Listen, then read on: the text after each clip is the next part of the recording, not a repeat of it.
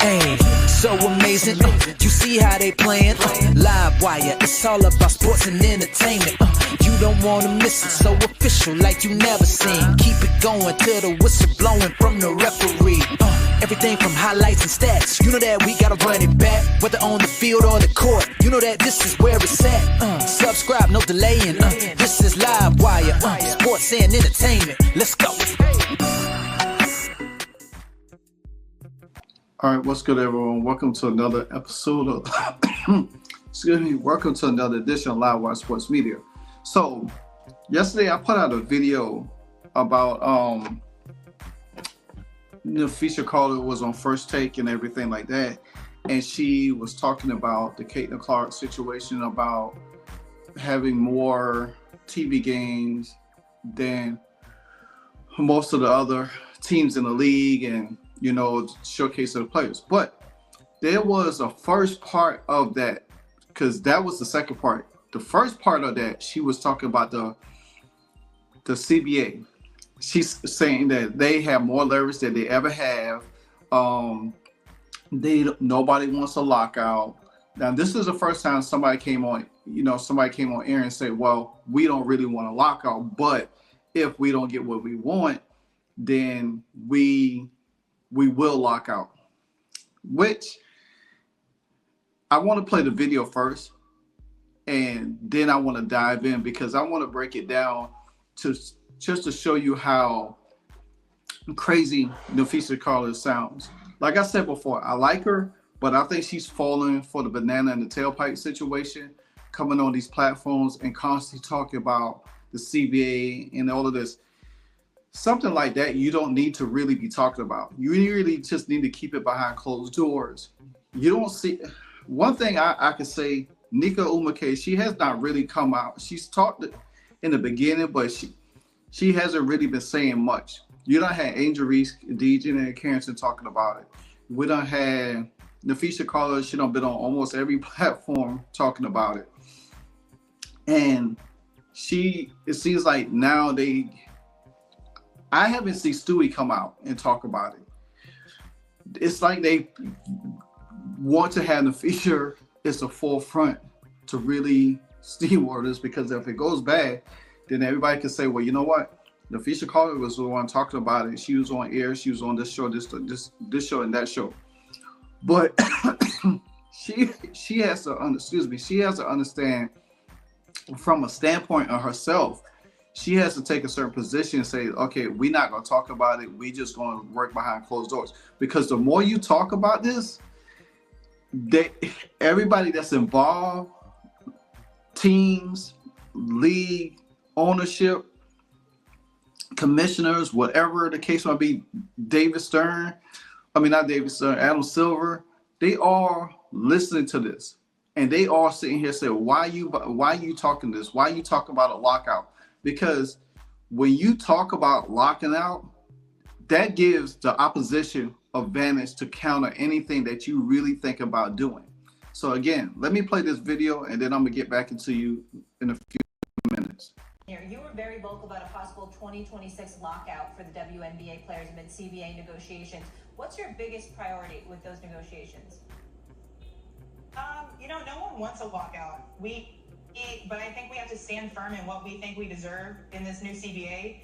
The atmosphere of women's sports is changing, and we think we need to get paid accordingly. And so we're definitely going in with that mindset where we don't want that to happen, but we are willing to do what it takes to get what we think we deserve. How much of a better position do you think you're in now as a collective body to receive what you want, Napheesa, compared to what you may have been, say, a year or 2 years ago? I think we're in a great position. As you guys have seen, the sport is just exploding. You saw it with the viewership in the WNBA last year, with Unrivaled this year. People are tuning in. And so I think we're in a really great position where we have all the leverage as players right now. We have the most leverage we've ever had as WNBA players, and we have to use it to our advantage. The time for change is right now, and so we have to take advantage of it. How much is? I see a lot of you young ladies. You guys signed a one-year deal, knowing that the CBA was going to be up, and now you started. You were co-founder of Unrivaled. Unrivaled. How much do you think having Unrivaled, giving them someplace else to go, also helps you in these negotiations? I think a lot. Having options is never a bad thing, right? And then also it's going to be really crazy at Unrivaled next year with, I mean, I think it's like 80% of the league is off their contracts. Everyone but rookies are off their contracts. Plus we have 2 new teams, so 2 expansion drafts as well. It's going to be like the Wild West out here. It's going to be crazy. And so the fact that, you know, we are going through these negotiations with really like extreme things that, you know, a lot different than the CBA that we had before. We're asking for a lot more. The fact that we have other options, I think is a great thing. Let's get this about, so Caitlin Clark obviously spent a hot button topic on this show and took the WNBA by storm last year. Now her team is going to have. Now you heard and listened to what she had to say right there. First of all, you have some leverage, but you don't have all the leverage that you thought you had because you're still in the red. You still owe the WNBA money. Until you come out of that negative, you're not going to get fully compensated to what you think you are. Now, what they could ask for and say, hey, we want a bump increase in salary, but I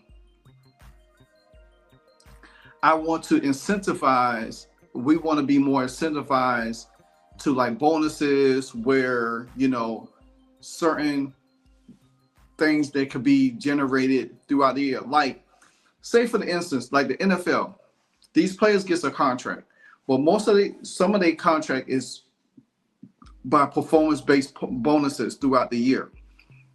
And they make first team on a team, or they reach a certain touchdown mark or reception mark or yardage mark or rushing mark, whatever, passing, whatever the case might be.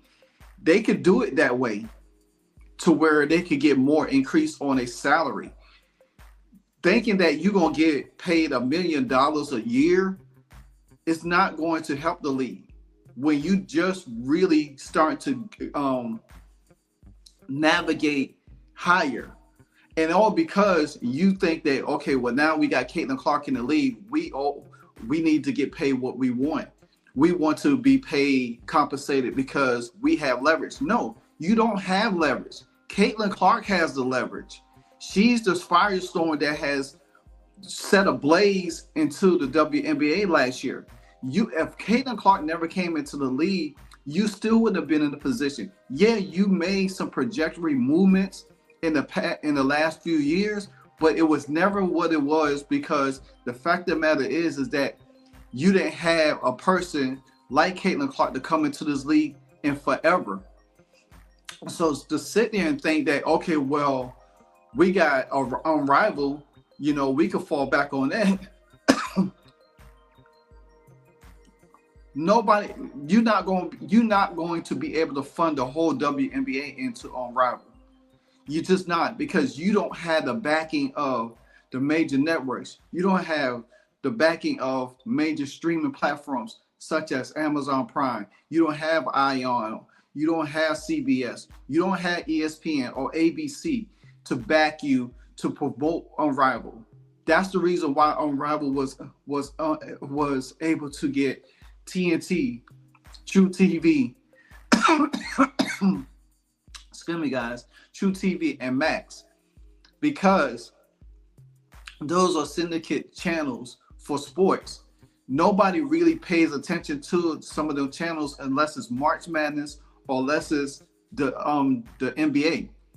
So she's talking about, well, we're going to have 2 more teams, expansion draft, so it's a very exciting. It's always good to have a plan B. But guess what, Napheesa?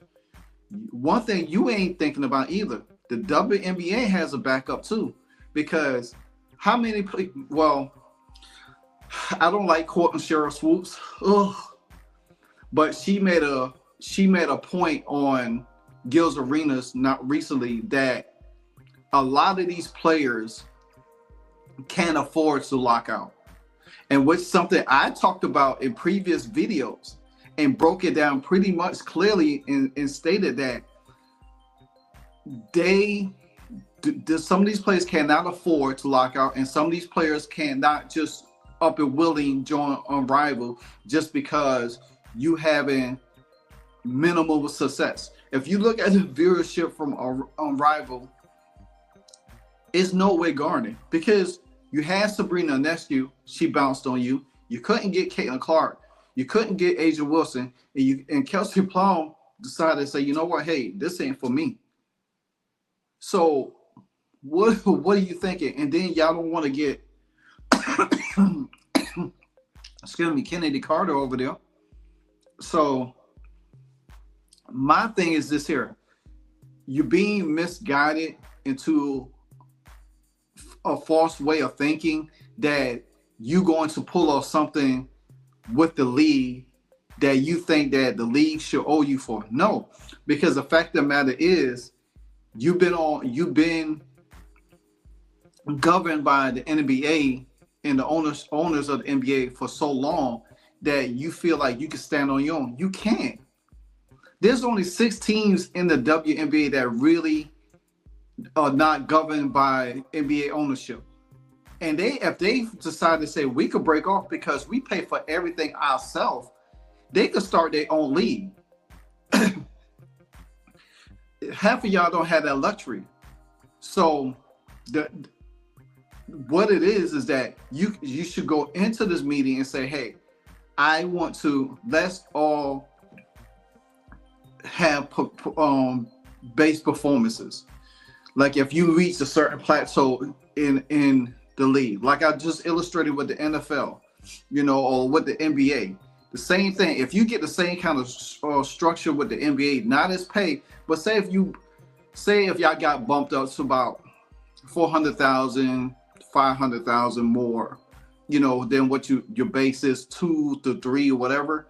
Okay, that's a significant growth. Then you can add in how much revenue your team makes at the gate, the ticket sales, merchandise sales, TV viewership, all of that be incentivized into your team, into their salary, either their salary cap or to bonus pay for the team to be able to pay out more to the players. You know what I'm saying? Then you have to look at it and say, well, let's incentivize y'all and say, well, okay, if you make the first team all in WNBA or the second team all WNBA, or if you make the All-Star team, if you come in, if you win Rookie of the Year or Defensive Player of the Year or Sixth Man of the Year, whatever the case might be, then all of that added, then you add more into that pay to make them get paid a little bit more. Not just coming out the gate and just bump up a whole salary. Yeah, y'all probably will get a bump in y'all salary, but it's not going to be what you think it is. And sitting there saying, well, we have all the leverage. You really don't have all the leverage, Napheesa. You got to really think about what you're talking about. Yeah, y'all deserve to get paid more money, but at the expense, y'all haven't did much to really garner that because y'all still owe the NBA owners that has been funding y'all for the majority of forever. So with this being said, is that leverage talk is it's like a scare tactic. She just using that to where Stephen A. Smith or Molly Quorum or Shannon Sharp, they could run with it and say, oh, well, the feature said that they got leverage. These women got leverage in the NBA, WNBA. No, they don't. What they talking about is Caitlin Clark's leverage. They using Caitlin Clark's leverage is saying that it's our leverage. We did this to this league. We brought more view eyes to the league. No, you didn't. Caitlin Clark brought all of that. Until y'all understand it, and I'm gonna leave you with this before I close out. If you think for a second that the owners of the WNBA or the WNBA, the owners of the NBA and the WNBA is not prepared to replace you if certain players lock out and replace you with players that wants to play in the league to keep the season going until the lockout ends, then you got another thing coming. Because the fact of the matter is, because you think you got a backup plan, they have a backup plan as well. And it might not go as well as you think. So With that being said, leave your likes, comments below. Until the next episode, Live Wire Sports, and I'm out. Hey, so amazing. You see how they playing? Live Wire, it's all about sports and entertainment. You don't want to miss it, so official like you never seen. Keep it going till the whistle blowing from the referee. Everything from highlights and stats. You know that we gotta run it back, whether on the field or the court. You know that this is where it's at. Subscribe, no delaying. This is Live Wire, sports and entertainment. Let's go.